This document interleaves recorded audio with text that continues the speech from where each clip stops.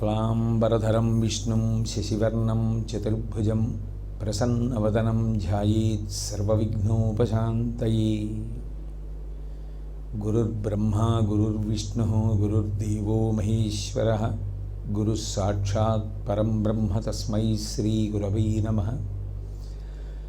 व्यासाय विष्णुरूपाय व्यासरूपाय विष्णवे नमो वै ब्रह्मनिधये वासिष्ठाय नमो नमः। कूजन्तं राम रामेति मधुरं मधुराक्षरम् आरुह्य कविताशाखां वन्दे वाल्मीकिकोकिलं। श्रुतिस्मृतिपुराणानाम् आलयं करुणालयं नमामि भगवत्पादशङ्करं लोकशङ्करम्। वागर्धाविव सम्पृक्तौ वागर्धप्रतिपत्तये जगतः पितरौ वन्दे पार्वती परमेश्वरौ। सूक्तिं समग्रयितुनः स्वयमेव लक्ष्मीः श्रीरङ्गराजमहिषी मधुरैकटाक्षैः वैदग्ध्यवर्णगुणगुम्भनगौरवैर्यां कण्डूलकर्णकुहराः कवयोधयन्ति। हैमोध्वपुण्ड्रमजहन्मकुटं सुनासं मन्दस्मितं मकरकुण्डलचारुगण्डं बिम्बाधरं बहुलदीर्घकृपाकटाक्षं श्रीवेङ्कटेशमुखमात्मनि सन्निधत्ताम्। विमलपटी कमलकुटी पुस्तकरुद्राक्षसस्तहस्तपुटी कामाक्षी पक्ष्मलाक्षी कलितविपञ्ची विभासि वैरिञ्ची। हरि ओम परमेश्वर स्वरूपैन सभके नमस्कार।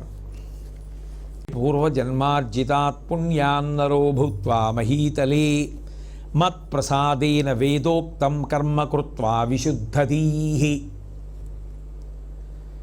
పుట్టిన తరువాత కూడా భగవదనుగ్రహాన్ని పొందాడనుకోండి, బాగా పుణ్యకర్మల వైపుకి తిరిగిపోతాడు. అక్కడ సత్సంగం, అక్కడ సత్పురుష సహవాసం, ఒక గంట ఒక పవిత్రమైన ప్రాంగణంలో ఏదో ఒక సేవ. అందులో శరీరం ప్రధానం సుమా. అన్ని వేళలా వాక్కుతో చేసేది ఒక్కటే కాదు, శరీరానికి చెమట పట్టాలి, శరీరం బడలిపోవాలి సేవలో. శరీరం బడలకుండా బట్ట నలగకుండా కొన్ని పనులే చేస్తాను పుణ్యానికి అంటే కుదరదు సుమా. చెమట పట్టాలి, శరీరం నలుగుడు పడాలి, దాని చేత క్లేశాన్ని పొందాలి. ఎందుకని? అది మొదటి పెట్టుబడి, అది ఈశ్వరుడిచ్చింది. అది బడలిక పొందితే, దానితో సేవిస్తే అది గొప్ప. అందుకే ఏ ప్రాంగణానికి ఏది గుండెకాయో దాని సేవ గొప్పదవుతుంది. ఓ గోశాలకు వెళ్ళారనుకోండి, అన్నిటికన్నా ఏది గొప్ప అన్నారనుకోండి, గోసేవయే గొప్ప. ఇప్పుడు అక్కడ చేసిన గోసేవ ఎంత ఉత్తమ ఫలితాన్నైనా ఇచ్చేస్తుంది, అంతే. అదే గుండెకాయ. ఛాందోగ్యోపనిషత్తులో ఒక విచిత్రమైన ప్రస్తావన ఉంటుంది. ఒకసారి ఇంద్రియాలకి ప్రాణానికి అన్నింటికీ కలిపి ఒక పెద్ద చర్చ ఏర్పడింది. అది ఆరోగ్యవంతమైన చర్చా వేదిక. అందులో అన్నీ మాట్లాడుకున్నప్పుడు ఎవరు ప్రధానం అంటే ఎవరి పని వాళ్ళు చెప్తారు కదా, ఎవరు చేసే పని అది వాళ్ళకి ప్రధానంగా కనిపిస్తుంది కదా. తప్ప నీ చేసేది ఏముందండి అని నిజంగా హృదయంతో అంటాడా? ఇది ఏదో అంటాడంతే నోటితో. ఎవరికి వాడే నేను లేకపోతే ఏమైపోతాడీనా అనుకుంటారు కదా. కాబట్టి ఆ కోణంలో ఇంద్రియములన్నీ మాట్లాడాయి, మనసు మాట్లాడింది. కన్ను నీ లేకపోతే ఉంది, ఏం చూస్తావు, ఏం సుఖం ఉంది, నేను ఉండబట్టి కదా. చెవి నువ్వు ఉంటే మాత్రం ఏమీ వినపడకపోతే. ఇలా ఎవరికి వాళ్ళు మాట్లాడారు. మాట్లాడితే ఏమీ మాట్లాడకుండా ఊరుకున్నది ప్రాణం. వాటికి అన్నిటికీ అనుమానం వచ్చి, ఇలా కాదులే, ఎవరికి వాళ్ళే చాలా గొప్పగా మాట్లాడేస్తున్నాం, ఎవరు లేకపోతే అదే గొప్ప అనిపిస్తోంది, ఇది గొప్ప, ఇది లేకపోతే ఎలా అనిపిస్తోంది, సృష్టికర్తను అడుగుదాం అంటే ఎవరు లేకపోతే మిగిలినవన్నీ కూడా ఉండనివి అయిపోతాయి, ఎవరు లేకపోతే మిగిలినవి లేకుండా పోతాయో అది గొప్ప కదా. అంటే ఎవరు లేకపోతే మిగిలినవన్నీ లేకుండా పోయాయి ప్రాణం. అప్పుడు ప్రాణానికి పూజ పెట్టేవి. ఏమిటి ప్రాణానికి పూజ? భోజనం చేసే ముందు నీళ్లు చల్లుతారు, దానికి వస్త్రం సమర్పయామి. అది ఎందుకని అన్నం లోపలికెడితే మరి ప్రాణములు నిలబడుతున్నాయి. కలియుగంలో అన్నగతం ప్రాణాలు. అందుకని కొంచెం నీళ్లు చల్లి తింటుంటారే, పరిశేచనమని చేస్తుంటారు. అది వస్త్రం అన్నారు. దానికి ప్రాణపూజ అని. అన్నమే ప్రాణము, ఆ గౌరవం ఇచ్చి తింటారు. ఆ ఉపనిషత్ చదివితే అందులో అబ్బో ఇంత గమ్మత్త, ఇంత గంభీరమైన విషయమా అనిపిస్తుంది. కాబట్టి మత్ప్రసాదేన ఈశ్వరానుగ్రహం కలిగితే అప్పుడు వేదోక్తం కర్మకృత్వా, మన ఇష్టం వచ్చినవన్నీ చేసి పుణ్యంగా అండం కాదు. శాస్త్రం ఏది చెప్పిందో అది పుణ్యం. అంతేగాని మన బుద్ధికి తోచినవి చెప్పి అబ్బెబ్బే అది పుణ్యం కాదండి అని అనకూడదు. మన బుద్ధికి తోచినవి పుణ్యం అని అనకూడదు. శాస్త్రం ఏం చెప్పిందో చెప్పు చాలు. కొత్తగా నువ్వు పుణ్యపాపాల గురించి చెప్పక్కర్లేదు. శాస్త్రం చెప్పినవి పుణ్యపాపములు, అవే ధర్మాధర్మములు. కాబట్టి ఏది శాస్త్రము చేత పుణ్యము అని నిర్ణయింపబడిందో అది చెయ్యాలన్న పూనిక పొందగలిగి ఉండడం. అంటే అసలు ఆ అనుబంధం నిలబెట్టుకోవాలిగా, అక్కడికి వెళ్ళాలన్న ఉత్సాహం ఒకటి ఉండాలిగా, నీకంటూ అక్కడ ఒక కార్యం ఉండాలిగా, నువ్వు చేయడానికి సంసిద్ధంగా ఉండాలి కదా. నువ్వు ఎప్పుడూ రావు, ఎప్పుడూ రాకపోతే నువ్వు వస్తే మాత్రం నిన్ను స్వతంత్రంగా ఏ పనిలో పెడతారు, ఏం చెప్తారు? ఆ క్షణంలో చేసి ఆ తర్వాత మళ్ళీ కనపడని మనిషి అయినా పర్వాలేదులే అనుకున్నవి చెప్తారు తప్ప వ్యవస్థలో అంతర్భాగంగా వ్యవస్థకి ముఖ్యమైన పనులు చెప్తారా? ఎందుకు చెప్తారు అప్పుడు? చెప్పరు. అంటే అక్కడ నిన్ను నువ్వు అప్రధానుణ్ణి చేసేసుకున్నావు. ఎవరి మీద అలక? అది నీవు జీవోద్ధరణకి సంబంధించిన విషయం. మాని ఎవరు పోతారు? నువ్వు పోతావా? వ్యవస్థ పోతుందా? నువ్వు పోతావు, నీ జీవుడు పోతాడు. నువ్వు నిలబెట్టుకోవలసింది అనుబంధాన్ని. ఉద్ధరేణ ఆత్మనాత్మానం. నాకు అక్కర్లేదండి అంటే పోతున్నది జీవుడు, వ్యవస్థ కాదు. నేను అందుకే ఎప్పుడూ చెప్తుంటా, గోశాల వలన మనం ఉన్నాం, మన వలన గోశాల లేదని గుర్తుపెట్టుకోండి అంటుంటాను. అది ఉంది కాబట్టి తరిస్తున్నాం. ఇది లేకపోయినా గోవు గౌరవం గోవుదే.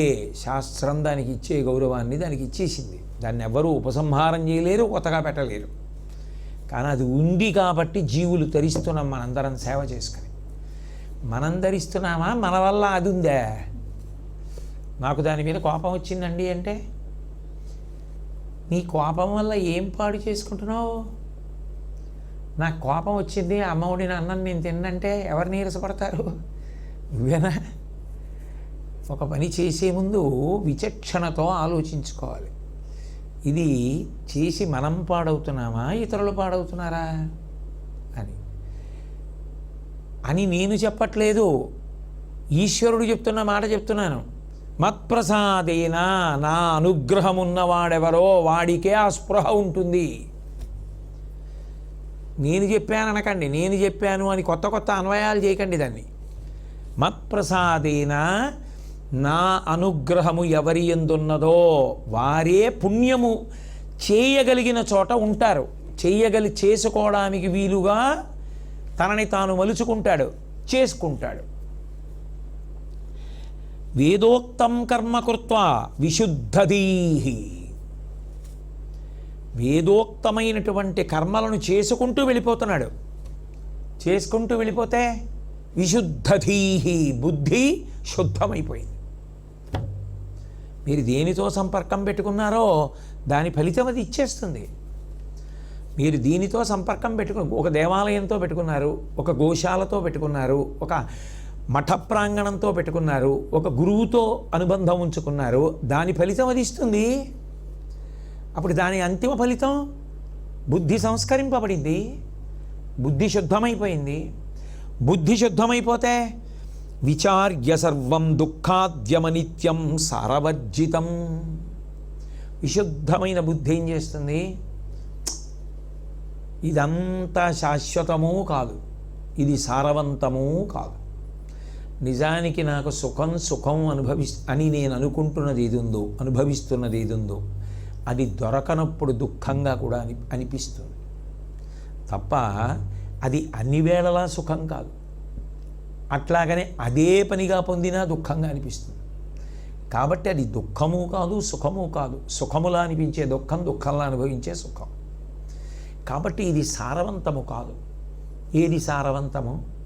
నన్ను నిరంతరము ఆనందమునందు ఉంచగలిగినదేదో, ఏది సంతోషము కాదు, దేని యందు వ్యయమైపోయే లక్షణం లేదు, ఏది ఎంతకాలం అనుభవించినా మనసుకి ఎంతో గొప్ప ఊరటనే ఇవ్వగలిగినదై ఉంటుందో, పైకి ఎక్కించగలిగినదై ఉంటుందో, ఏది చరమస్థానమై ఉన్నదో అది ఆనందము. అది నిత్య వస్తువు ఎందున్నది, ఇది అనిత్య వస్తువుల యందు లేదు అని గ్రహించగలిగినటువంటి బుద్ధి అప్పుడు మాత్రమే కలుగుతుంది. అంటే మూలం ఎక్కడుంది? అసలు వేదోక్త కర్మ చేయడం దగ్గర ఉంది. వేదోక్త కర్మ చేయడం మనుష్యుడివై పుట్టినంత మాత్రాన సాధ్యమవుతుందని అనుకోకు. ఈశ్వరుని యొక్క కృపకి నువ్వు పాత్రుడవైతేనే, ఈశ్వర కృపకి పాత్రుడవు కావని గుర్తేమిటి? వేదోక్త కర్మ చేసుకునేటటువంటి అదృష్టాన్ని పోగొట్టుకోవడం. చెయ్యడు.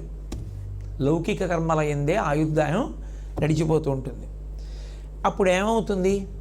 అట్లా భావన చెయ్యగా చెయ్యగా చెయ్యగా చెయ్యగా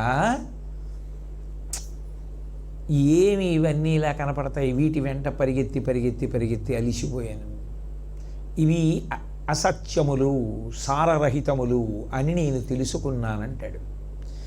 అది విరక్తో, అప్పుడు విరక్తి కలిగింది.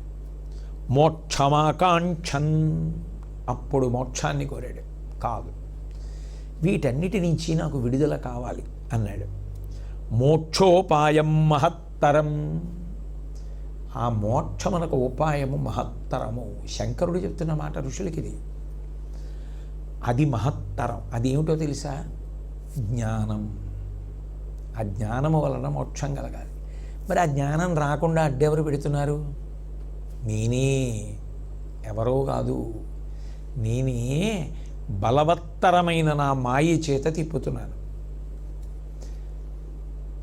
నా కాళ్ళు పట్టుకున్నవాడెవరో వాడికి ఆ మాయ తీసేస్తున్నాను.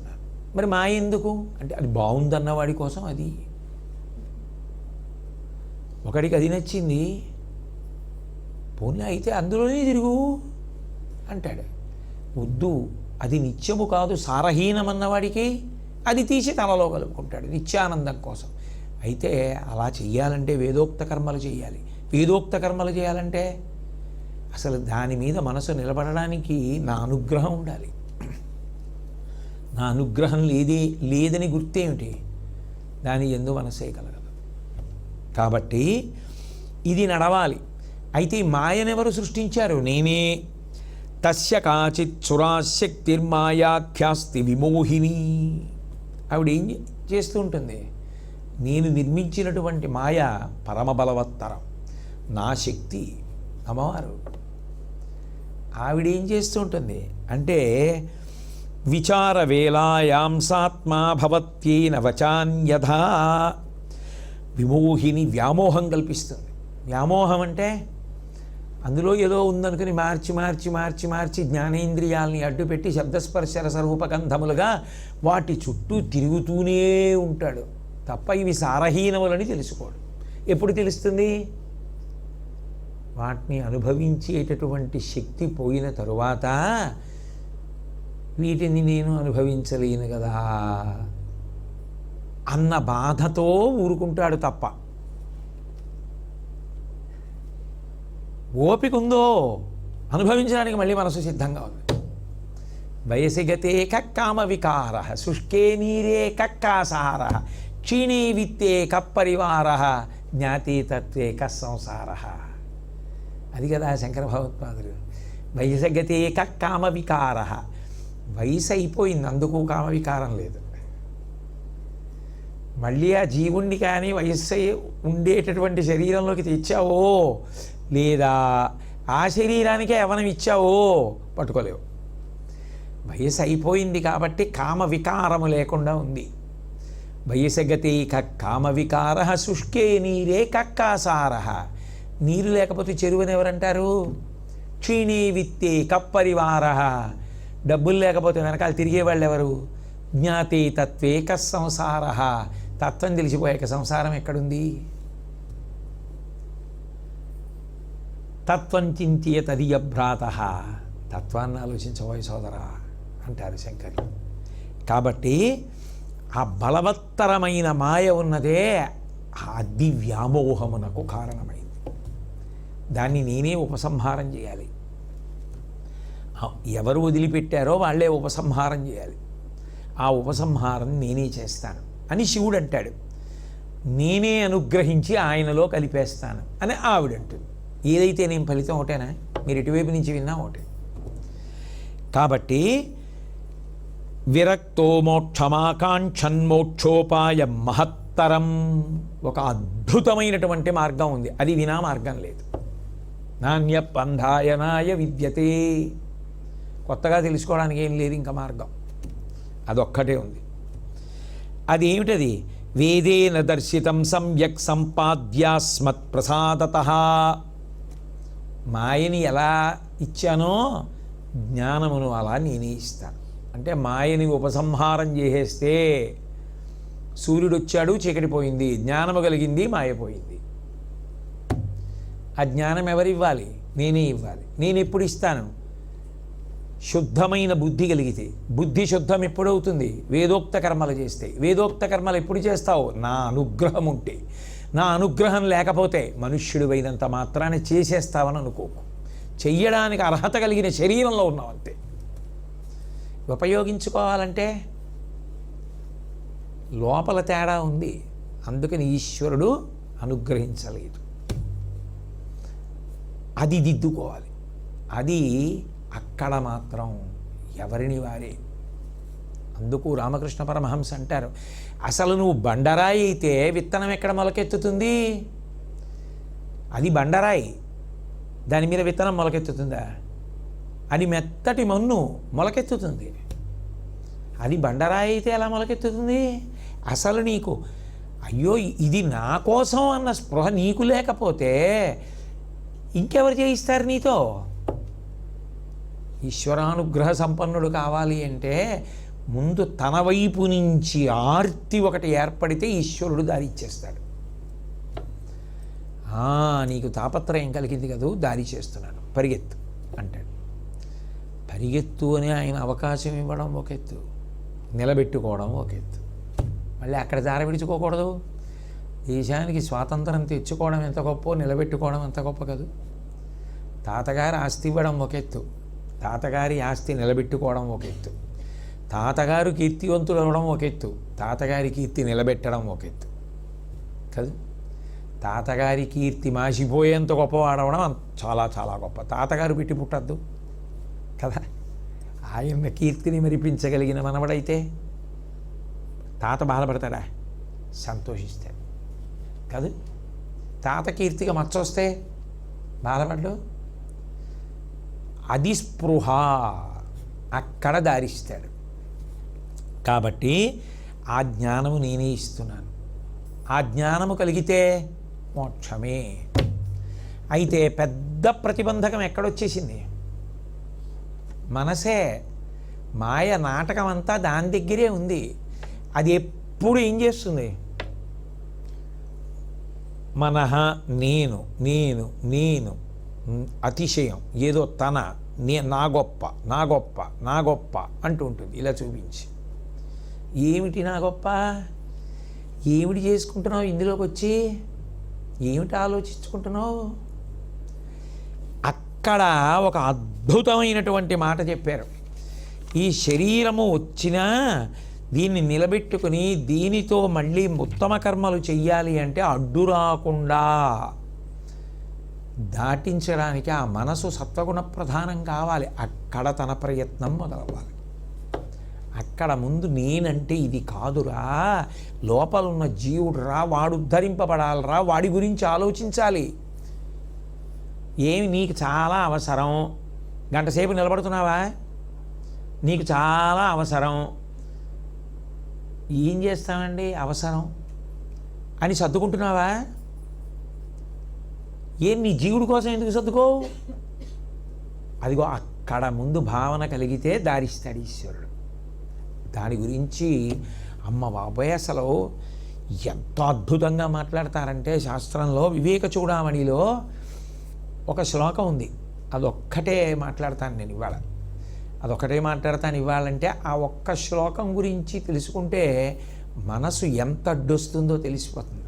ఎంత అడ్డొచ్చి ఉత్తమ కర్మల వైపుకి వెళ్లకుండా ఆప్ చేసేస్తుంది అంతే.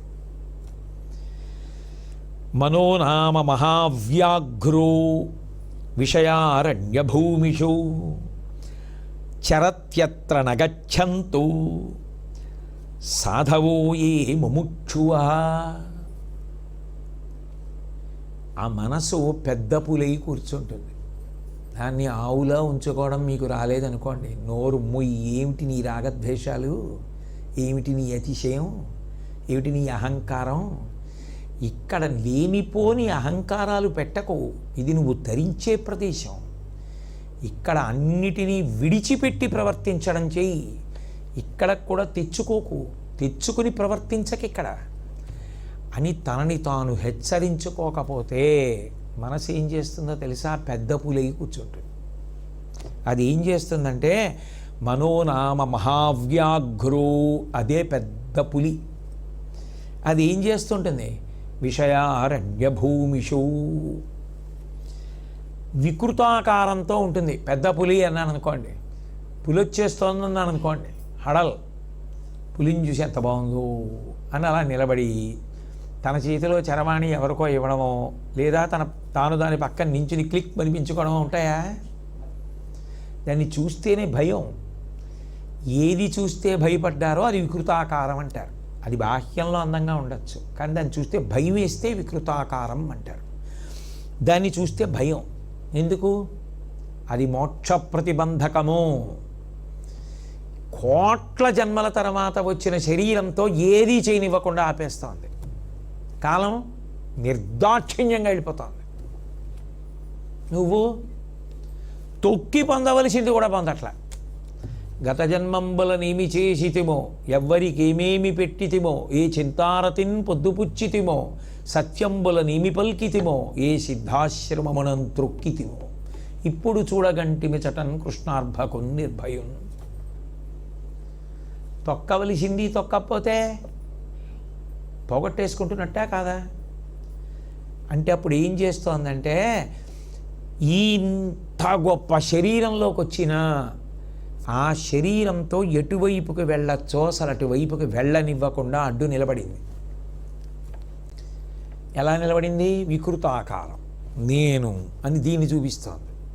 అహంకారం, ఏదో గర్వం, ఏదో అతిశయం. దాంతో ఇది సత్యం అనుకుని, పోనీ దేవ సత్యమా ఉంటుందా? ఊడిపోయాక మళ్ళీ రమ్మంటే వస్తుందా? ఆ లోపల మనసు అడ్డంగా వచ్చింది. అడ్డంగా వచ్చిన వెళ్ళనివ్వట్ల. వెళ్ళదు కాబట్టి చేయదు. ఎవరు నష్టపోతున్నారు? ఉత్తమ కర్మల వైపుకి వెళ్లకుండా ఆపేస్తే పోతోందా? మనుష్య శరీరం యొక్క వైభవమే నశించిపోతోందా? అందుకని వికృతాకారమనగా ఏమీ మోక్షమునకు ప్రతిబంధకముగా అది నిలబడగలదు. అదే వికృతాకారం అన్నారు. అది ఏం చేస్తుంది? పోవలసిన చోటికి పోనివ్వదు. అది ఎందుకని? చరత్యత్ర నగచ్చంతు. ఏమండి, అక్కడ పులి తిరుగుతోందిట అన్నారనుకోండి, మీరు వెళ్తారా? వెళ్ళవలసిన దారి ఒక్కటే ఉంది. ఆ దారిలో ఎక్కడో పులి తిరుగుతోందండి, ఇవాళ 2-3 కనపడిందిట అన్నారు. ఇంకెళ్తారా ఎవరన్నా? సాధ్యమే, పులి తిరుగుతున్న చోట ఇక వెళ్ళలేడు. మనసు అహంకారాన్ని బాగా పెంచేసుకుని తిరగడం మొదలెట్టింది అనుకోండి, అసలు మోక్షం కాదు కదా, భక్తి, ఉత్తమ కర్మ, పుణ్యం అన్న వైపుకి అడుగు పడనివ్వదు. నేను వెళ్ళడం ఏంటంటాడు అంతే. పోయిందా? ఇప్పుడు నువ్వు వెళ్ళకపోతే ఎవరు పోగొట్టుకుంటున్నది? నీ దేవాలయానికి వెళ్ళను, నేను చదవను రామాయణం, నేను చదవను భారతం, నేను చదవను భాగవతం, నేను వినను పెద్దల మాటలు, ఏమవుతుంది? ఎవరికి లోటు? రామాయణానికి లోట, భారతానికి లోట, భాగవతానికి లోట, పోతన గారికి లోట, నన్నయ్య గారికి లోట, వ్యాసుడికి లోట? ఎవరికి లోటు వచ్చింది? కాబట్టి చరత్యత్ర నగచ్చంతు, వెళ్ళనివ్వదు. ఎటు వెళ్ళనివ్వదు? సద్గతి వైపుకి నడవనివ్వదు, ఆపేస్తుంది. అది దాని శక్తి. అందుకు పులితో పోల్చారు వివేక చూడమణిలో శంకర భగవత్పాదులు. పైగా అది ఏం చేస్తూ ఉంటుంది, సాధు జంతువు కనపడింది అనుకోండి చంపేస్తుంది. దానికి క్రౌర్యం, కోపం. ఆ కోపంతో ఏం చేస్తూ ఉంటుందంటే ఓ లేడీ చంపేస్తుంది, జింక చంపేస్తుంది, ఓ చెవుల పిల్లి చంపేస్తుంది, ఆవు చంపేస్తుంది, మేక చంపేస్తుంది, గొర్రె చంపేస్తుంది. సాధు జంతువులన్నింటినీ చంపుకుంటూ వెళ్ళిపోతూ ఉంటుంది. ఎందుకు? దాని క్రౌర్యం. అది ఏం చేస్తుంది, నేను నా అంతవాణ్ణి అంటుంది. నేనా వెళ్ళడమా అంటుంది. అతిశయం. ఏదో పట్టుకొస్తుంది, ఏదో చిన్న విషయాన్ని పట్టుకొస్తుంది అంతే. ఏం చేసింది? ఎన్ని పోయాయి? రామాయణం చదవలేదు, ఎన్ని పోయాయి? భారతం చదువుకోలేదు, ఎన్ని పోయాయి? భాగవతం చదువుకోలేదు, ఎన్ని పోయాయి? భగవద్గీత చదువుకోలేదు, మనుష్య జన్మకు వచ్చి ఎన్ని పోయాయి? గోశాలకు వెళ్ళలేదు, ఎన్ని పోయాయి? గుడికి వెళ్ళలేదు, ఎన్ని పోయాయి? పెద్దల్ని సేవించలేదు, ఎన్ని పోయాయి? ఇన్ని పోగొట్టేసుకుంటున్నావు. ఇన్ని సాధు మృగాలు చచ్చిపోయాయి. అదొక్కటి అన్నింటినీ చంపేయగలదు. దాన్ని కానీ నిగ్రహించలేదో దాన్ని చంపేయక్కర్లేదు. దాన్ని కూడా వశం చేసుకున్న వాళ్ళు ఉంటారుగా. పులి కూడా చెప్పిన మాట వింటాలా? సర్కస్లో వాటిల్లో దాన్ని వశం చేయాలి జాగ్రత్తగా. లేదో దానికి అవకాశం ఇచ్చా, అది గాండ్రించడం మొదలెట్టిందా, అది నీకు బాగుంది అనిపించిందా, పోయిందంతే జన్మాంతం. ఇంకేం వినపడవు. అది పులి తిరుగుతున్న అడివే కూర్చుంటుంది. కాబట్టి సాధుహింస చేస్తుంది. దానికి బాగా ఇష్టం ఏమిటంటే రాత్రిళ్ళు తిరుగుతుంది. పెద్ద పులి రాత్రి తిరుగుతుంది. ఎందుకు రాత్రి తిరగడం అంటే, రాత్రి అంటే అజ్ఞానం. లోపల అజ్ఞానం ఎంత పెరుగుతుంటే అది తిరగడానికి అంత బాగుంటుంది. అందుకని జ్ఞానభాస్కరుణ్ణి అసలు ఉదయించనివ్వదు. ఉత్తమ కర్మలు చేస్తే పొరపాటున జ్ఞానం వస్తే మంచి విషయాలు దానికి అంగీకారయోగ్యం కాదు. అందుకని అజ్ఞానం పెరగడానికి అవకాశాలు ఏ ఉంటాయో అవపట్టుకుంటుంది, పుణ్యకర్మలు ఏ ఉంటాయో వదిలేస్తుంది. అప్పుడు ఆ చీకట్లో తిరుగుతూ ఉంటుంది. ఎంత ప్రమాదం! నిజంగా భగవద్ అనుగ్రహం ఉంటే దాటగలడు, కానీ లేకపోతే అది ఒక్కడి చాలదండి. మన ఏవ మనుష్యానాం కారణం బంధమోక్షయో, ఎంత చమత్కారంగా అడ్డొచ్చేస్తుంది. కాబట్టి రాత్రి సంచరిస్తుంది. అంతేకాదు, స్వభావరీత్యా దాని లక్షణం ఏమిటి? హింస. తను బాధపడకూడదు, ఇంకొకరు బాధపడితే దానికి లక్ష్యం లేదు. ఇది దాని సహజ స్వభావం. ఏమైంది? ఒక ఉత్తమమైనటువంటి ప్రదేశంలో ఉత్తమమైనటువంటి ఫలితం కోసం నేను బాధపడ్డా, అవమానపడ్డా, నాకేం లెక్కలేదు అంటే చాలా గొప్ప. హనుమని చీపురు కట్టలతో కొట్టారు లంకాపట్టణంలో. చారీకుడు చారీకుడు అన్నారు. ఆయన అన్నారు నవ్వి, అనని నా రామచంద్రమూర్తి కోసం ఈ పడతా, రేపు వెళ్ళిన తరువాత లంకా బలం ఏమిటని అడిగితే రాత్రి వేళే చూశాను, పగటి వేళ చూడలేదు అంటానా? కొడితే కొట్టని, వాళ్ళే తిప్పుతున్నారుగా, చూస్తాను ఇదంతా అన్నారు తప్ప రామానుగ్రహం వదిలేరా? రామానుగ్రహం ప్రధానం చేసుకుని అవమానమునకు సిద్ధపడ్డారు. అది కలగాలంటే నాకు మానము అవమానము అన్న రెండు మాటలు వీరి దగ్గర లేవు అని మనిషి నిలబడడమే లొంగుట. లొంగిపోయాడు అంటారు చూసారా? లొంగిపోవడం అంటే ఏమిటి? వారి వద్ద నాకు మానము అవమానము రెండూ ఉండవు. పూర్తిగా వారి ఇచ్ఛ, వారెలా అంటే అలా అంతే. వారు నీకు బుద్ధి ఉందా అన్నారా? వారు తప్పెవరంటారు? మంచి మాట, బాగా చేశావు. వారు ఆ మాట అన్నందుకు కదువు ఉంచుకున్నాను. పెట్టినా వారే కొట్టినా వారే, వారి దగ్గర నాకు మాన అవమానములన్న రెండు మాటలు లేవు. నేను వారి దగ్గర లొంగి ఉన్నవాడను. అది శాస్త్రమునందు, గురువు యందు, దైవమునందు, పెద్దల యందు అన్వయం చేసుకోలేకపోతే అది ఏం చేస్తూ ఉంటుంది? ఎప్పుడు నేను నేను నేనని ఇలా చూపిస్తూ ఉంటుంది. చూపించి హింస, మిగిలిన అన్ని మంచి పనులని చంపేస్తూ ఉంటుంది. అన్నింటినీ ఆ ఒక్క కారణానికి బలిపెట్టేస్తుంది. హింస స్వభావం అయిపోయింది. ఆ స్వభావానికి చంపేసింది. మనసు అంతే, పెద్ద పులి అయిపోయింది. ఏమి పోలికండి అసలు, ఎవరు చెప్పగలరు? మహానుభావుడు శంకరులు కాబట్టి చెప్పారు. కాబట్టి అది ఏం చేస్తూ ఉంటుంది? గుహలో పడుకుని ఉంటుంది. ఏ గుహ? ఆత్మగుహలోనే సుషుప్తి ఎందు పడుకుంటుంది. అప్పుడొక్కసారి అది లేదు, లేచిందా మళ్ళీ మొదలు. ఒక్క సుషుప్తిలో ఈ గొడవలు ఏం లేవు కాబట్టి ప్రశాంతంగా ఉంటుంది. లేస్తే పైకి కనపడదు కానీ లోపల పులిని పెంచుకుంటోంది కదూ, నానా అలజడితో ఉంటుంది. కాబట్టి విషయారణ్య భూమిషు, విషయములనేటటువంటి అరణ్యములలో తిరుగుతోంది.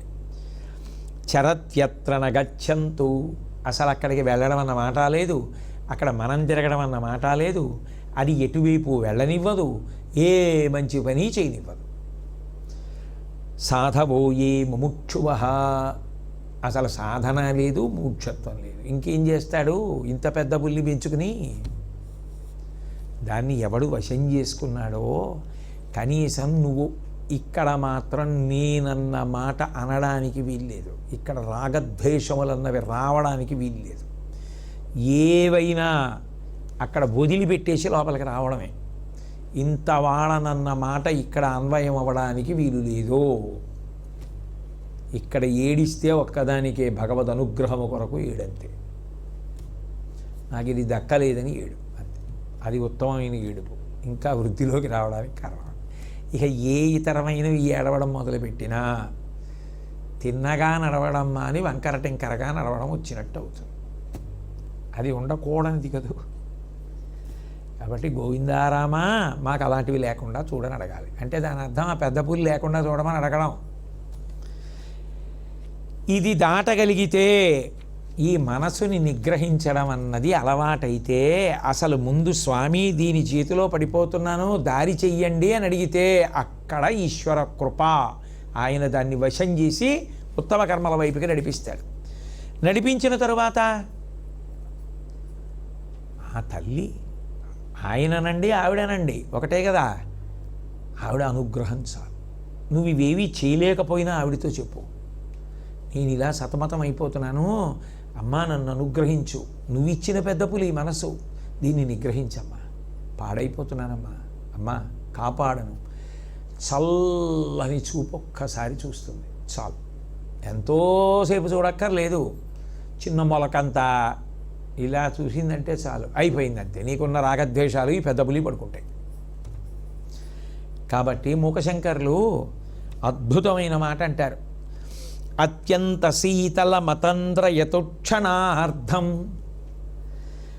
అస్తోక విభ్రమమనంగ విలాసకందం అల్పస్మితాధృతమపార కృపాప్రవాహం అక్షిప్రరోహమచిరాన్మయి కామకోటి. ఓ కామకోటి, ఓ కామాక్షి, ఓ అమ్మా, నువ్వు నన్ను అనుగ్రహించాలి. ఎలా అనుగ్రహించాలి అంటే, అక్షి ప్రరోహ, అక్షి అంటే కన్ను, ప్రరోహ అంటే అంకురం, చాలా చిన్నది అంకురం వస్తుందే విత్తనంలోంచి, చిన్న చూపు, పొట్టి చూపు. ఇంత పెద్ద చూపు ఇలా నన్ను చూడక్కర్లేదమ్మా, ఇలా ఒక్కసారి చూడమ్మా చాలు. ఆ పెద్ద పులి చచ్చి ఊరుకుంటుంది. చచ్చిపోకలేదు, మనసు చచ్చిపోకూడదు, మనసు ఉత్సాహభరితంగా ఉండాలి, హింసా లక్షణం పోవాలి, భగవంతుడు అధిరోహించేటటువంటి వాహనం కావాలి. అత్యంత శీతల మతంద్ర యతుక్షణార్థం, క్షణంలో సగభాగం, అర్ధక్షణం, ఎంతోసేపు అక్కర్లేదమ్మా, ఒక్క అర్ధ క్షణమాత్రం సేపు నా వంక చూడు. చూస్తే ఆ చూపు అత్యంత శీతలం, అది మహా చల్లగా ఉంటుంది ఆ చూపు. ఈ పులి వల్ల కదూ ఇన్ని ఉద్వేగాలు. ఆ పులి పడుకుంటూ పోయింది, ఇప్పుడు ఆ పులి అల్లరి మానేసింది, ఓ మూల పడుకుని ఉంటుంది అంతే. పులి చచ్చిపోకూడదు, మనసు చచ్చిపోయింది అనుకోండి, ఉత్సాహం లేదు, ఇంకా మనసు ఉండాలి, అది భక్తి యందు ఉత్సాహంగా మారాలి. ఇన్నాళ్ళు జంతువుల్ని వేటాడడానికి అలవాటు పడిపోయిన పులి దుంపలు తేనె ఎలాగో తిందో తాగదు, కానీ ఏమిటంటే నిష్కారణంగా చంపడం మానేసి ఎక్కడో చెట్టు కింద పడుకుని ఉండాలి, అది అంతే. నేను ఉండాలి ఎలా? ఆ స్వామి సేవ చేసుకోవడానికి నాకు తహతహగా ఏర్పడడానికి కావాలి, వాహనము కావాలి భగవంతుడికి తప్ప అది హింసించే లక్షణంతో ఉండకూడదు. కాబట్టి నువ్వు చల్లగా చూడాలి. అత్యంత శీతలం నీ చూపుకున్న లక్షణం ఏది? వేడిగా చూడడం నీకు రాని రాదు. అంటే అత్యంత శీతల మతంద్రయతు అంటే జాగృతము నర్చాలి. ఇన్నాళ్ళు ఆ పులి దెబ్బగా పడుకుని ఉన్నాను, అదే గొప్ప అనుకుని నా అంత వాణ్ణి నేను అనుకుని తిరిగేస్తున్నాను. అసలేం పోయిందో నాకు తెలియట్లేదు. అమ్మా ఇప్పుడు నాకు తెలివి రావాలి. తెలివి వచ్చి కాదు కాదు నేను నడుస్తున్నది తప్పు త్రోవ, నేను సన్మార్గంలో నడవాలన్న బుద్ధి నాకు కలగాలి. అతంద్రయతు క్షణార్థం దాని కొరకు అమ్మ ఒక్క అరక్షణం నీ చూపు నా మీద ప్రసరించు. అస్తోక విభ్రమమనంగ విలాసకందం. ఆ చూపు ఎంత గొప్ప చూపు! అస్తోక విభ్రమం. అస్తోకం ఇంత అంత అని చెప్పడానికి వీలు లేనంత గొప్ప కదలికలతో కూడుకున్నటువంటి కన్ను. కటాక్ష శతకం కదా మరి. అటువంటి కదలికలు, అంత ఆర్తి, అంత ప్రేమ, అంత తాపత్రయం, ఆదుకోవాలనేటటువంటి గొప్ప కారుణ్యం ఆ చూపు వెనకాల ఉన్నాయి. కాబట్టి అస్తోక విభ్రమ అనంగ విలాసకందం. మన్మథ విలాసమనకంతటికీ కూడా మూల దుంప. శంకరుడంతటి వాణ్ణి తండ్రిగా తీసుకొచ్చి నిలబెట్టగలిగిన చూపా చూపు. అల్పస్మిత. అమ్మా ఆ కన్ను కదలడంలో ఉన్నటువంటి ప్రేమ ఏమైపోయిందంటే, ఓ ఆభరణం పెట్టుకుంటే బాగుందనుకుందేమో, ఒక ఆభరణాన్ని తొడుక్కుంది. ఏమిటా ఆభరణం? అల్పస్మితాధృత చిన్న చిరునవ్వు. ఎందుకు అలా కళ్ళు తిప్పుతోంది అనిపించకుండా ప్రేమ తెలియడానికి చిన్న చిరునవ్వు కూడా ఉందమ్మా. అంటే ఆ ప్రేమ లోపల పట్టక చిరునవ్వుగా కూడా వ్యక్తం అవుతోంది. అల్పస్మితాధృతమపార కృపా ప్రవాహం. ఆ ప్రవాహం అంతు లేదు, అది ఎండిపోయింది. రోహిణీ కార్తీ లేకపోతే పలచబడిపోయింది, సన్నబడిపోయింది, ఇంకిపోయింది అన్న మాటే లేదు. జరి అలాగే వెడుతుంటుంది. అందుకోలేకపోతే నా కర్మ. కాబట్టి అది అపార కృపా ప్రవాహం. అపార కృపా ప్రవాహం. అది అసలు ఇంత అని చెప్పడం ఎవరికీ సాధ్యం కాదు. అంత పెద్ద చప్పుడుతో అంత పెద్ద ప్రవాహం వెళ్ళిపోతుంది. ఎవరొచ్చి మునిగితే కాదండి ఆవిడ, అంత దయ నువ్వు వర్షిస్తున్నావు. రే ఒక్కసారి నా వంక తిరుగు, పెద్ద పులి పడుకుంటుంది అంటున్నావు. పెద్ద పులి తిరిగితేనే బాగుందని నేను అనుకుంటున్నాను. ఎవరు ధరిస్తారమ్మా నన్ను? అందుకనమ్మా ఆ అపార కృపని నా మీద ప్రవహింపచేయమ్మా. ఆ ప్రవాహం ఉందే అందులో అక్షిప్రరోహ. అమ్మ నా అంతా నేను వచ్చి ఎలాగో మునగను, నువ్వు పని చెయ్యి. తల్లి బిడ్డని కదా, అనుగ్రహించు. అచిరాన్. అమ్మ చాలా కాలం అయిపోయింది, చాలా పోగొట్టేసుకున్నాను. కనీసం ఇప్పటికైనా ఏం చేస్తావో తెలుసా? ఆలస్యం చెయ్యొద్దమ్మా. అచిరాన్ వెంటనే మయి నాయందు. తల్లి అక్షిప్రరోహ అంకురం, విత్తనంలోంచి పైకి వచ్చినటువంటి అంకురం ఎంతుందో అంత పొట్టి చూపు, చిన్న చూపు. ఒక్కసారమ్మా ఇలానమ్మా ఈ నిష్కారణ అహంకారం పోతుందమ్మా. ఆ మనసు అయ్య బాబాయ్ ఇప్పటికే చాలా పోయిందని రెట్టించిన ఉత్సాహంతో నీ సేవ చేయడానికి సిద్ధపడుతుందమ్మా. నిన్ను భరించి వహిస్తుందమ్మా. వ్యాఘ్ర వాహనం అయిపోతుందమ్మా. అలా అనుగ్రహించు. అచిరాన్మయి కామకోటి. నువ్వు కామకోటివి, కోరికలకి చివరహద్దువి. నేనేం అడుగుతున్నాను? కష్టం గడిగేది ఇవ్వట్లేదు. నేను ధరించడానికి అవకాశం కలగవలసినటువంటి శరీరంలో ఉండి పోగొట్టుకుంటున్న దాన్ని పోగొట్టుకోకుండా చేసి నేను పొందవలసినది పొందేటట్లు చెయ్యడానికి నన్ను అనుగ్రహించి చిన్న చూపు చూడమని అడుగుతున్నాను. చూడమ్మా ఇంత కరుణాకటాక్షం ఉన్నదానివి నా ఓటివాడి మీద చూస్తేనే కదా దానికి సార్థక్యత. మంచి మార్గంలో వెళ్ళిపోతున్నటువంటి మీలాంటి వాళ్ళని చూడవలసిన అవసరమే ఉంది. నా బోటిగాడిని చూస్తే అది ఓ వాడిని కూడా మార్చాను అని ఆ తల్లి సంతోషిస్తుంది. కాబట్టి అమ్మా, నీకు సంతోషం నా మీద ప్రసరించమ్మా. అచిరాన్, ఆలస్యం చేయకే, ఇంకా వెంటనే చూసే, లేకపోతే ఈలోగా పెద్దపులి బాగుందనిపిస్తుందేమో నాకు. అందుకని అచిరాన్మయి కామకోటి. కాబట్టి అక్షిప్రరోహం, ఆ చిన్న చూపు నా వంక చూడమ్మా అని భక్తితో అడుగు. అడిగితే ఏమవుతుంది? 2 రసాలు కలుస్తాయి. అదే శరణాగతి. రసం ఏమిటి? అమ్మవారి కారుణ్యం. ఆవిడ కారుణ్యం ఎవరి కోసం? పడిపోయిన వాడి కోసం. పడిపోయిన వాడిని పైకెత్తడానికే దయ. యువతల వైపు నుంచి రసం ఏమిటి? భక్తి. భక్తి రసం. భక్తిలో ఉన్న రసం తెలియకపోతే ఆ జన్మకి వైభవం ఏముందంటారు శంకర్లే, మూగశంకర్లే. భక్తి రసం దయారసం కలుసుకున్నాయి, పండింది జన్మ. అది శరణాగతి పండింది. కాబట్టి అమ్మ వంక తిరిగి చెప్పు ఆ మాట, ఆవిడ అనుగ్రహించేస్తుంది. కాబట్టి ఏ విధంగానైనా నువ్వు 3 అవస్థలు దాటి అదిగో ఆ జ్ఞానమును పొందగలిగితే, అది ప్రారంభం అంటూ చేస్తే ఆ తల్లి అనుగ్రహం ఎప్పటికో అప్పటికి కలుగుతుంది. పిల్లవాడు నడవడం మొదలెట్టిన తర్వాత ఒక్కసారి కూడా పడకుండా నడుస్తాడా? మోకాళ్ళ మీద దెబ్బలు ఏవో ఉండాలి, 1-2. ఏవో చిన్నతనంలో గీరుకుందండి అని చెప్పడానికి ఓ చిన్న గీత ఉండాలి, ఓ మచ్చ ఉండాలి. ఓ 100 మాటలో 200 మాటలో పడిపోకుండా ఉంటాడా? పడిపోతాడు, ఏడుస్తాడు, పడిపోయి సమర్థించుకుంటాడు.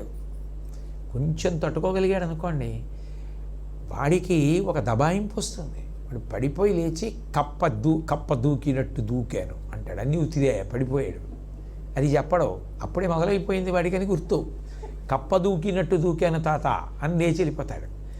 బాగా తగిలింది అనుకోండి, అప్పుడు కాలు చాపి ఏడుస్తాడు.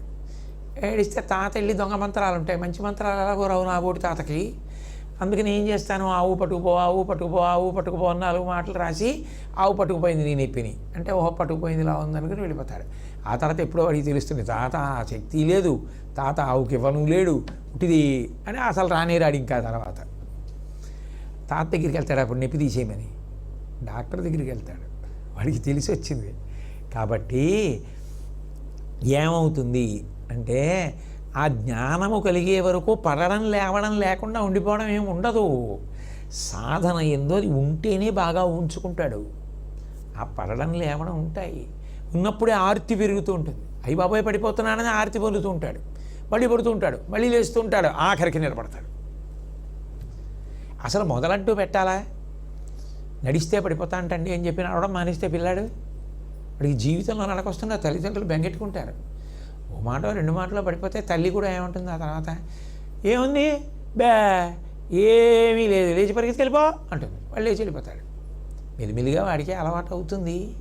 అలా పడిపో అని నేర్పరు, పడిపోతే లేవడం నేర్పుతారు. ఆ తర్వాత పడిపోకుండా ఉండడం వాడికే వస్తుంది కదా. అందుకని మెల్లిమెల్లిగా ఆ తల్లి ఏం చేస్తుందంటే, నిలబెట్టడం, పైకెక్కడం, మేడెక్కడం, జగత్తు వంక సాక్షి మాత్రంగా చూసి ఇలా తిరుగుతున్నారా, నేను మేడెక్కేశానమ్మయ్యా అని మోక్ష సౌధం మీద ఎక్కి నిలబడేటట్టుగా ఆ తల్లి చేస్తుంది. కాబట్టి ఆ స్థితికి వెళ్ళిపోతే సాక్షిగా ఉంటాడు, దీనితో తాదాత్మ్యత లేదు. అప్పుడు నిరతిశయ సుఖం, అదే 4వ అవస్థ, అదే బ్రహ్మం. అప్పుడు ఏది ఉంది ఏది లేదుతో సంబంధం లేదు. యోగరతో వా భోగరతో వా సంగరతో వా సంగవిహీన యస్యద్బ్రహ్మణి రమతే చిత్తం నందతి నందతి నందచ్చేవా. వాడు పరమభక్తుడు, వాడు నాకు ఇష్టం అన్నాడు కృష్ణ పరమాత్మ గీతలో. అనపేక్ష శుచిర్దక్ష ఉదాసీనో గతవ్యద సర్వారంభ పరిత్యాగి యో మద్భక్త సమీ ప్రియ తుల్య నిందా స్తుతిర్మౌని సంతుష్టో ఏన కేనచిత్ అనికేత స్థిరమతి భక్తిమాన్ మే ప్రియో నరః అంటాడు. ఆ రెండు దాటిపోయి ఒకటిలోకి వెళ్ళిపోయి నిలబడిపోయాడే వాడు ఆ మూడు అవస్థలకు సాక్షి, జాగృతికి సాక్షి, స్వప్నానికి సాక్షి, సుషుప్తికి సాక్షి. మూడు దాటి త్రిపురములు పడిపోయాయి. నాలుగవదైన మహాకారణ శరీరముగా నిలబడ్డాడు. అంటే ఆ తల్లి మాయా అన్న తెర తీసేసి, అది తుర్యా. ఈ తుర్యా అనేటటువంటి నామం ఇంత గొప్ప నామం అయితే ఇందులో ఉన్నటువంటి ఒక విషయాన్ని బాగా పట్టుకోగలిగి ఉండాలి. ఈ తుర్యా అనేటటువంటి నామం దగ్గరికి వచ్చేటప్పటికీ కేవలం సాక్షిగా ఉంటాడు. నయితి నయితి నయితి నయితి అంటూ జ్ఞాన మార్గంలో పెడుతూ ఇది ఆత్మ కాదు, ఇది ఆత్మ కాదు, ఇది ఆత్మ కాదు అంటూ పక్కకి తొలగించుకుంటూ వెళ్ళిపోతాడు. అలా పక్కకు తొలగించుకుంటూ వెళ్ళిపోగలిగినటువంటి ప్రజ్ఞ భాషించి చిట్ట చివరికి ఆత్మానాత్మవస్తు వివేచన చేత ఏది ఆత్మవస్తువో నిర్ణయం చేసుకుని అది తానుగా అనుభవంలోకి తెచ్చుకున్నవాడెవరో వాడు అద్వైతానుభూతిని పొంది తురియావస్థకు చేరుకున్నవాడు. నోటితో మాటలు చెప్పినవాడు కాదు. తెలియడం మంచిదే, తెలుసుకోకుండా ఎలా? తెలియడం మంచిదే, కానీ సాధన చేసి చెప్పాడుగా ఇందాక శంకరుడు, ఏదోక్త కర్మలు అవి చేయడం, బుద్ధి శుద్ధము కావడం, ఇవన్నీ చేసి ఆ స్థానానికి వెళ్ళాలి. దానికి ఒక జన్మ చాలకపోవచ్చు, కానీ పరదేవత కరుణామయి. ఆవిడే తర్వాతి జన్మలో వీటన్నింటినీ మళ్ళీ వాసనారూపంగా ఇస్తుంది. ఈ చేసినవి ఎక్కడికి పోవు, ఇవన్నీ వాసనారూపంగా ఇచ్చి ముందుకు వెళ్ళేటట్టు చేస్తుంది. కాబట్టి అలా ముందుకు వెళ్ళగలుగుతాడు. అటువంటి స్థితిని కల్పించినటువంటి తల్లి ఎవరో ఆ తల్లికే తుర్యాయై నమః అని పిలుస్తారు. సర్వావస్థా వివర్జిత, అన్ని అవస్థలను వదిలిపెట్టేసినది. తానే ఒక అవస్థలో ఉందనుకోండి, తాను మిగిలిన అవస్థల్ని ఎలా ఇస్తుంది? అసలు ఒక అవస్థలోనే ఉన్నది అంటే అక్కడ వరకే ఆవిడ పరిమితమైనది అని గుర్తు. ఆవిడ ఉన్న స్థానము ఏ అవస్థ అంటే దానికి నోటితో ఈ అవస్థ అని చెప్పడం కుదరని స్థితి. అందుకని అన్ని అవస్థలు విడిచిన అవస్థ అంటానంతే. అది శాస్త్రం. సర్వావస్థ వివర్జిత, అన్ని అవస్థలు దాటిపోయాయి. ఆ సాక్షి మాత్రంగా చూడడం అన్న స్థాయి కూడా లేదు. తానే ఆత్మగా నిలబడిపోయినటువంటి స్థితి. సదాశివ బ్రహ్మేంద్రులు నడిచి వెళ్ళిపోతూ కూడా అదే స్థాయిలో ఉండేవారు. ఎప్పుడు అహం బ్రహ్మాస్మి ఆ అనుభవంతోనే ఉండేవారు. ఆయన అలా వెళ్ళిపోతుంటే ఆయన మీద అక్కసుతో ఉన్న ఒక వ్యక్తి అలా ఉండడం సాధ్యమా చూస్తానని కత్తి పట్టుకొచ్చి చేయి నరికేశాడు. నరికేస్తే చేయి కింద పడిపోయింది, రక్తం గారిపోతుంది. ఆయన చెయ్యి నరికేశారు, చెయ్యి తెగిపోయిందని ఆయనకి తెలియదు. ఆయన పాట పాడుకుంటూ వెళ్ళిపోతున్నారు. ఆ వ్యక్తి చూశాడు, అప్పుడు అర్థమైంది, అయ్యి బాబోయ్ మహానుభావుడు అని వెళ్ళి ఆయన కాళ్ళ మీద పడ్డాడు. ఆ చెయ్యేదో ఇలా తీసుకొచ్చి పెట్టుకున్నారు, అటు పోయింది అది. పైగా నరికేసిన వాడు కాళ్ళ మీద పడితే ఆయనకి జ్ఞానం రావడానికి ఆయనకి మంచి మాటలు ఉపదేశం చేసి వెళ్ళిపోయారు. అప్పుడు ఎవరో వచ్చి మాట్లాడితే కిందకు వచ్చారు. లేకపోతే ఎప్పుడు బ్రహ్మముగా కావేరీ నది ఒడ్డున ఇసుకలో కూరుకుపోయి కొన్ని నెలలు ఉండిపోయారు. మళ్ళీ ఇసుక తవ్వుతుంటే పార తలకి తగిలి నెత్తురు పైకి వస్తే అప్పుడు పైకి వచ్చారు. సజీవ సమాధి, తనంత తానుగా ప్రవేశించారు సమాధిలోకి. పరమాద్భుతమైనటువంటి క్షేత్రం. వెళ్ళి కూర్చుంటే చాలు ఎంత ప్రశాంతత కలుగుతుందో. వెనక కావేరీ నది ప్రవాహం, ఆయన తిరుగాడినటువంటి ప్రదేశాలు, ఆయన చేసిన కీర్తనలు, అక్కడికి వచ్చి ఎందరో సంగీతం పాడుతూ ఉంటారు, రామనామం రాస్తూ ఉంటారు, రామాయణం చదువుకుంటారు. పెద్ద హనుమ దేవాలయం, బా ఎంత గొప్పగా ఉంటుందో. అటువంటి స్థితిని పొందిన మహాపురుషులు ఉన్నారు. అప్పుడు వారు శివుడై ఉన్నారు. ఆయనకి శివుడికి అభేదం.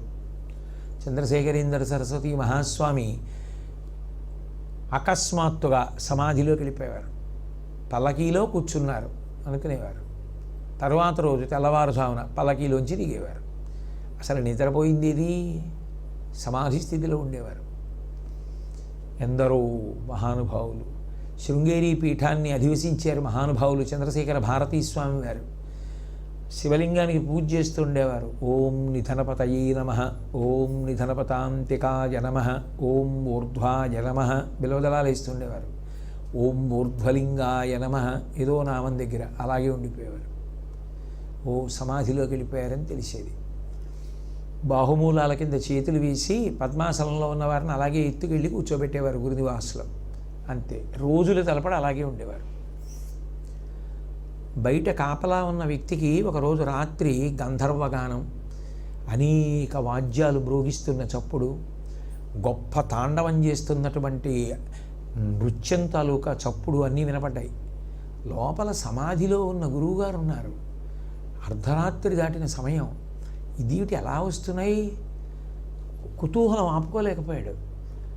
పొరపాటున లోపలికి చూశాడు. లోపలికి చూసేటప్పటికీ శివుడు ఎలా తాండవంలో నించుంటాడో అలా స్వామి నించునున్నారు. వాళ్ళ స్థితి ఎలా ఉంటుంది? మనకి రాదు, మనకి చేత కాదు, జన్మజన్మాంతర సంస్కారం అసలు అటువంటి వాటి జూలికే వెళ్ళాం, వాటి గురించి చదవం. అటువంటి వాళ్ళు పుట్టిన గడ్డ అని ఒప్పుకోం. మనలాంటి వాళ్ళు పుట్టడం వల్లే దేశానికి గౌరవం వచ్చిందనుకుని బతికేస్తున్న వాళ్ళం అని సిగ్గుపడ్డమ్మా అనేసి అవి లేవని వాదిస్తానంటే అలా. వాళ్ళందరి జీవిత చరిత్రలో అబద్ధాలు రాశారా?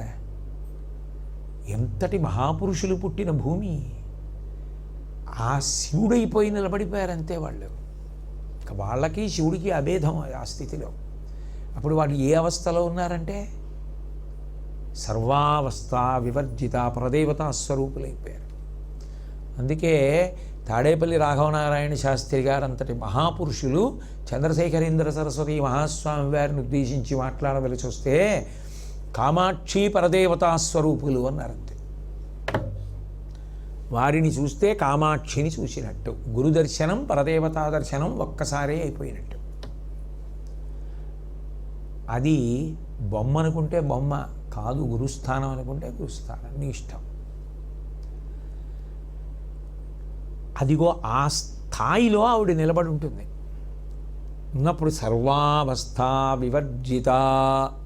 కాబట్టి ఇప్పుడు ఆమె అక్కడ నుంచి నీకు 4 ఏది కావాలన్నా ఇస్తుంది.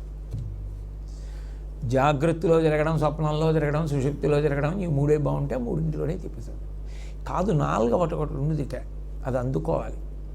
కనీసం పుణ్యకర్మల యందు అనురక్తి దగ్గర మొదలెట్టాలి. ఎప్పటి మాసిపోయిన బట్ట ఉతకద్దు, ఓ బట్ట వదిలే మురికే. కాబట్టి మొదలెడతాను, ఆ తర్వాత ఆవిడ ఉంది, పడతాను లేస్తాను, అయితేనే తల్లి ఉందిగా లేపడానికి, భయమే ఉంది. కాబట్టి ఆడుకుంటాను, మొదలెడతాను అని మొదలెడితే అసలు పెద్ద పుల్లి ముందు ఆపితే, అక్కడ ఉంది కదా వివేక చూడామణిలో శంకర్లు చెప్తున్నారు కదా, అది అసలు అటు వైపు తిరగనివ్వదరా నిన్ను, అది జరుగుతోందన్న భయంతో నువ్వు కూర్చోవడంతో సరిపోయాయి. అదోటి ఆగితే నువ్వు ఒకటి తిరగడం మొదలెడితే, సద్గతి వైపు ప్రయాణం మొదలెడితే ఎప్పటికో అప్పటికో ఆవిడ ఆ స్థితికి తీసుకెడుతుంది. తీసుకెళ్ళదన్నప్పుడు ఈ శాస్త్రాలని అనవసరం. ఇక అబ్బే అవన్నీ సాధ్యమా అండి అంటే ఇంక ఈ చదువుకోవడం ఎందుకు, వినడం ఎందుకు, తీసుకెడుతుంది. అదే విశ్వాసం. అది ఆవిడ ఎప్పుడు చేయొచ్చు? ఆవిడ ఇష్టం. ఏమో ఇలా ఉన్నారు కానీ మీలోనే ఆ స్థాయిని చేరిపోయినటువంటి వారు ఉంటారు, ఎవరికి తెలుస్తుంది? ఏమీ తెలియనట్టు కూర్చుని వింటూ ఉంటారు అంతే. కాబట్టి అట్లా అన్ని అవస్థలను విడిచిపెట్టేసినటువంటి స్థితి ఏది ఉన్నదో అది సర్వావస్థ వివర్జిత. ఇంకేం చెప్పాలి? ఇంకా దాని దగ్గర పేరు లేదు. ఆ స్థితిని చెప్పడమే, వర్ణించడమే కోటాను కోట్ల మందిలో ఎవరో కొద్దిమంది అటువంటి స్థాయిని పొందిన మహాపురుషులు ఉన్నారు అనడమే, అంతవరకే తప్ప వారు లేరు అనడానికి లేదు. వారు ఈ గడ్డ మీద తిరుగాడడమే ఈ దేశం యొక్క గొప్పతనం. వారు లేరు, మహానుభావులు అరవిందులు లేరు, చంద్రశేఖరేంద్ర సరస్వతి మహాస్వామి లేరు, చంద్రశేఖర భారతీ స్వామి లేరు, రామకృష్ణ పరమహంస లేరు, వివేకానందుడు లేరు. ఆ బోధలు ఇప్పటికీ ఎందుకు చదువుకుంటున్నారు? ఎందుకు తరిస్తున్నారు? ఎందుకు సన్మార్గం వైపుకి నడుస్తున్నారు ప్రజలు? వారు చెప్పిన బోధలు కారణమై ఉన్నాయి. ఎంతమంది పెద్దలు లేరు, ఇన్ని హితవాక్కులు లేవు. ఆదిశంకరులు చెప్పలా, పోతన గారు చెప్పలా, నన్నయ్య గారు చెప్పలా, తిక్కన ఎర్నా ప్రగడాదులు చెప్పలా, వ్యాసుల వారు చెప్పలా. కాబట్టి అవన్నీ కూడా ఆ 4వ అవస్థ వరకు చేరగలిగితే చాలా చాలా గొప్ప విషయం. సాక్షి మాత్రంగా ఉంటాడు. ఇంకా పై స్థాయికి వెళ్ళిపోతే ఎప్పుడూ శివస్వరూపంగానే వెళ్ళిపోతాడు. జీవన్ముక్తుడుగా నడయాడుతూ ఉంటాడు అంతే. అన్నిటికీ తాను శివుడై కూర్చుని ఉంటాడు. అది ఆ తల్లి యొక్క స్థానం.